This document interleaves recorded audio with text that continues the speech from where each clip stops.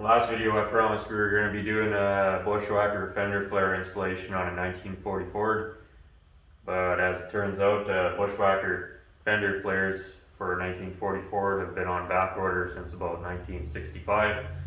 So that means we've had to continue attempting to repair this fender. As you can see, I tried fixing this area as well. I'm just gonna spam all of you relentlessly with videos until you just all unsubscribe and leave me alone. So, what are we gonna work on today? We got this little patch around the running board we got to do, and then we got this weld here that's all jangled up, so we'll have to put a little patch in there as well.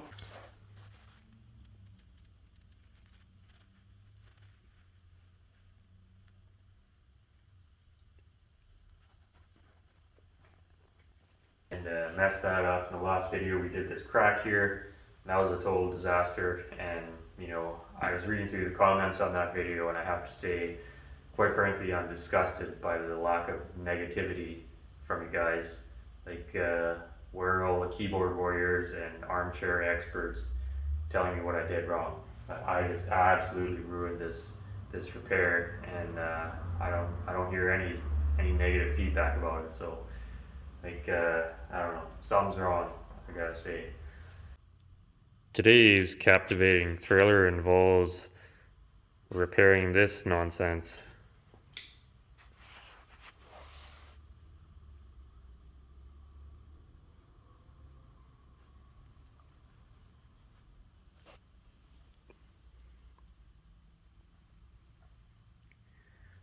Now, I'm all for saving garbage, but there's not really any metal in this area that can be saved. So we're gonna have to rebuild this section. Up here, we do have a fair amount of damage as well. It looks like there's a big dent right through here that got hammered out with a pickaxe or something. Doesn't really show up on the camera, but this whole surface is quite lumpy. So before I begin building this, I need to straighten out all of this. You can see the mountain range here a bit.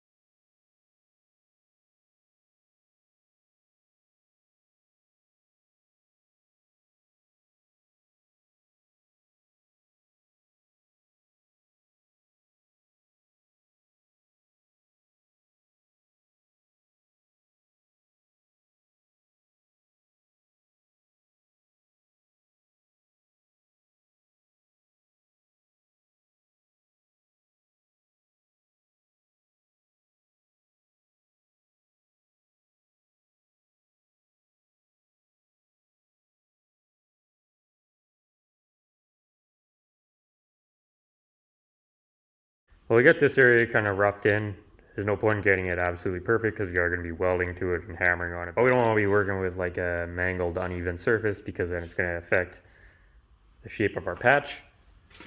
So what I did here is I got that ironed out a bit. Then I made a paper template of the panel, and for that I just used this thin masking paper that you get at the hardware store, and then some regular tape to kind of do that thing. And the nice thing about this is you can flip it inside out and then use it as your template on the other fender, because the other fender has the same issues, because, you know, why wouldn't it? So we did this, and we transferred that onto a piece of 18 gauge, and you lay that on there, and you can see this surface curves both ways, this way and this way. None of this is meant to be a how-to. You're just going to see how I do it, and it's probably totally wrong, but one way or another this job's getting done. So if you got a better way of doing it, well, good for you. So the way my brain works with this kind of stuff is I look at this and I say, well, this doesn't fit this, but how close can I get this to fitting this without picking up a hammer or using any fancy tools, just by using my hands? So if I try to put this curve in first, this way, then there's only going to be a contact patch of this piece of metal touching like this. So it's not going to be very close at all to this shape. So, but we'll clamp this onto here and draw it around like so.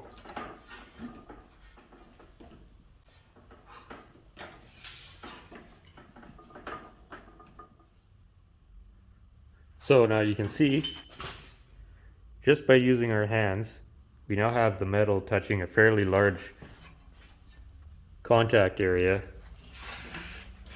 on this fender here. And then if you look at the top though, you can see there's still a gap here and it's still rocking, but we're covering a large area of the fender already just without picking up any tool at all. So what this gap at the top here is telling us is that there's a large area of metal here that needs to be either shrunk, or the center is going to have to be stretched in order to put this curve in it. So it takes more force to compress metal or shrink it than it does to stretch it. So if you don't have a lot of fancy tools like me, it's easier to stretch the center rather than shrink this. But in this case, I think we're going to do a combination of stretching and shrinking, but mostly stretching in this area. And that is going to give us our crown this way. But, you know, just by folding this metal over by hand, it's told us exactly what the panel needs to do.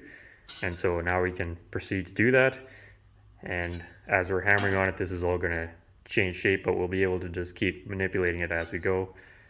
Like I said, this isn't a tutorial. There's a lot of different ways of tackling this, and I'm sure your way is better because you know, everybody's special. But this is just the way my brain works. And if you're watching, sorry. If you're stubborn enough, you can make metal do literally anything. I'm going to start by doing a rough shrink along this edge here, using this tucking fork thing that I constructed. We've shown this in the channel before. It does have a design flaw, but we're going to use it anyways, because rather than take the time to fix our tools and make them work properly, we just tend to suffer through it. So no real good reason to start with the shrinking other than camera is already kind of set up here, and we got the fender right here to go back and forth with, so it just makes my life easier, I guess.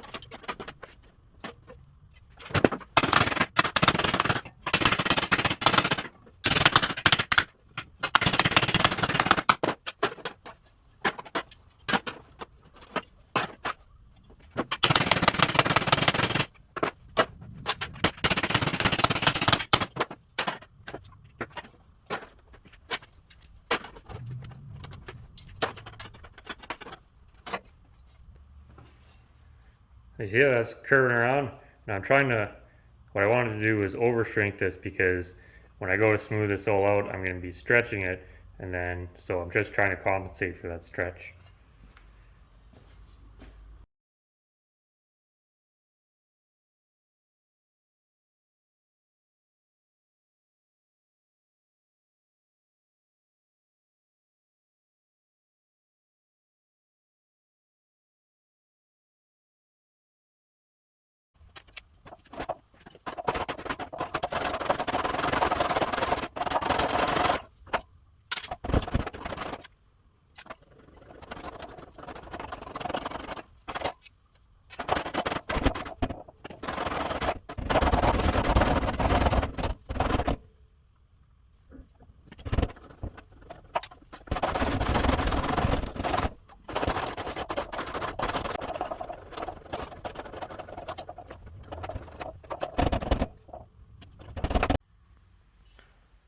Well, we did some wheeling on this,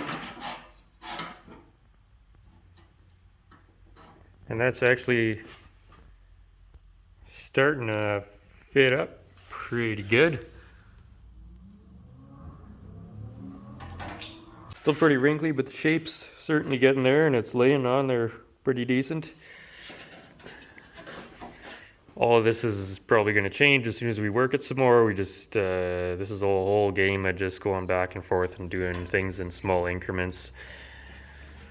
So, I want to start getting these wrinkles out a little better. And I think there's a bit of an odd transition still from this to the area where we didn't shrink. And you can see how that area we shrunk is starting to flatten out, because in order to smooth it out we have to go back and stretch the metal some. So again, it's a little of this, a little of that, but it did put a fair bit of shape into it, and then just a small amount of wheeling we did got this thing pretty close to fitting on here now. So what I'm going to do is I'm going to try and planish out some of these wrinkles just by hand, and then I'm going to go back to the wheel and do kind of another smooth over on this, and then we'll see where we're at. So to planish this out, I've got this contraption here. This is just a glorified T-dolly. Just a rounded thing welded onto a chunk of metal, and this came with a, I think it's called like a metal banger kit or something from Princess Auto or Harbor Freight, and it came with a whole bunch of different T-dollies and a sandbag and a mallet and a bunch of stuff like this. So you could also just use a regular dolly, or you could just build something like this, or use an anvil or whatever you got laying around, trailer hitch ball, you know, it don't matter. But this is what we got. The kit was so cheap that, you know, it was worth it for all the little doodads it came with. So that's what I'm going to use.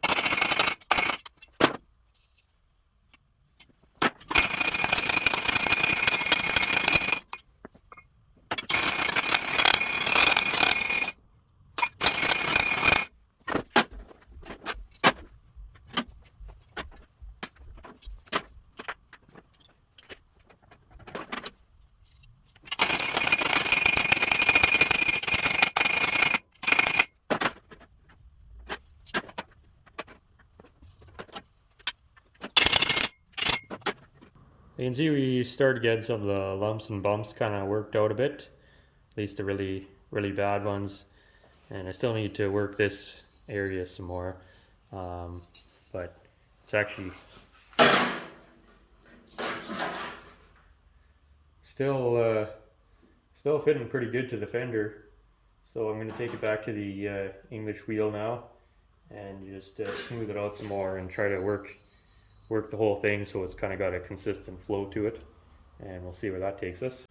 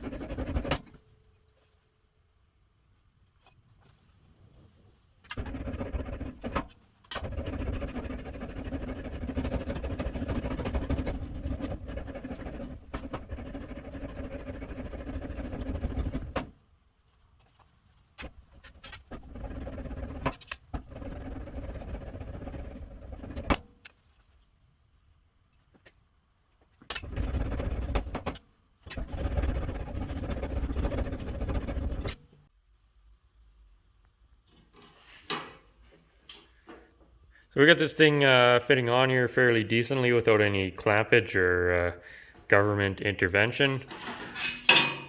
So still some surface imperfections, but again we're going to be welding on this and doing a bunch of repairs here and messing around. So we'll get it all ironed out eventually.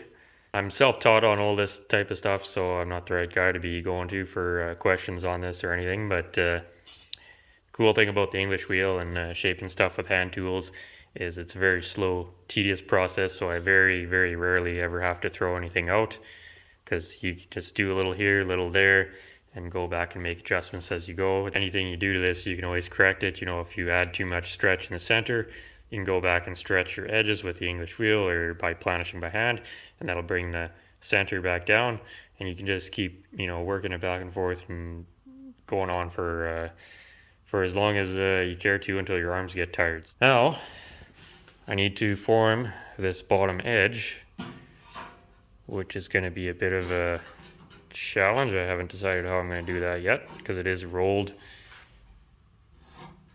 It kind of has a curve on it or a radius, so I'm going to have to get that figured out here. So I'm going to get that marked out where it needs to be, and then we'll come back when I have some kind of a plan. So the problem here is this obviously has a bunch of curve to it, and even though when I do fold this edge up, it is going to flatten out a bunch, and we're going to have to go back and shrink it and whatever, we still aren't going to be able to just like take a round dolly or whatever and just hammer it over that, because then it's not going to be touching the entire surface when we're doing that, and then it's just going to leave a weird transition or whatever. So we want to try to avoid that. So what I came up with here is I'm just going to take a pair of vice grips and then I rounded off the bottom of it, and I'm just gonna jam it on there like that, and then try to fold it over a little at a time with the vice grips, and then we'll have to go back and hammer and dolly it a bunch to tune it up. But I'm hoping this radius will at least get us started there. I should really test this out on a piece of scrap metal first rather than on this piece that I spent a bunch of time building, but you know, the idea worked in my head, so that's probably a good reason why it won't work, but we're still going to do it anyways.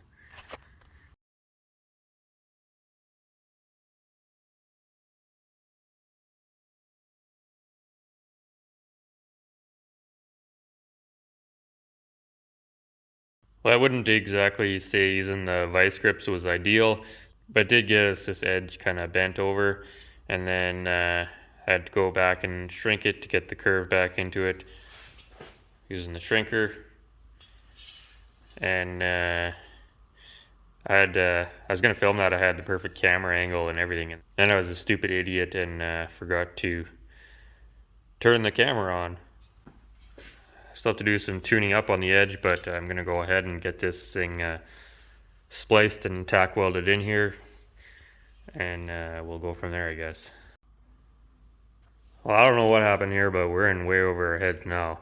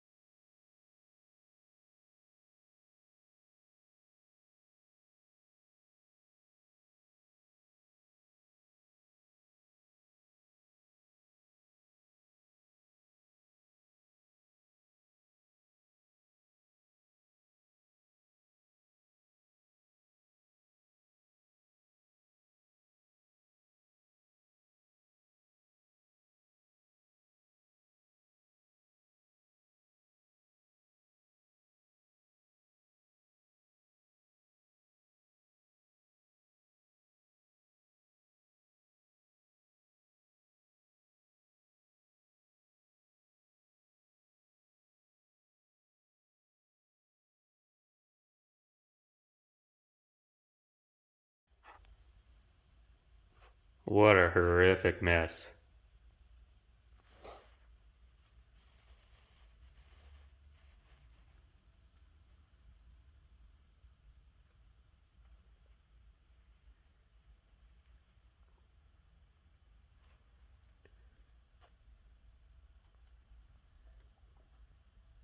Another repair gone wrong. Does the butchery ever end around here? I don't know. Guess not.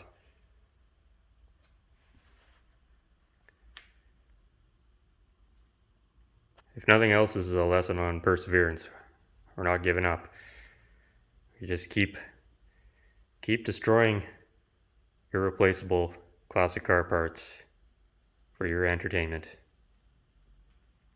So, I've still got some more butchery to do on the rest of this. A bunch of little minor touch-ups and repairs.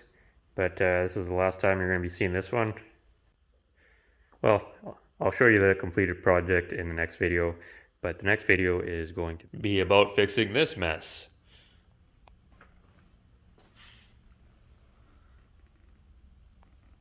You thought the other fender was bad. Oh, you're in for a real treat. This one needs some serious intervention. Look at the state of that.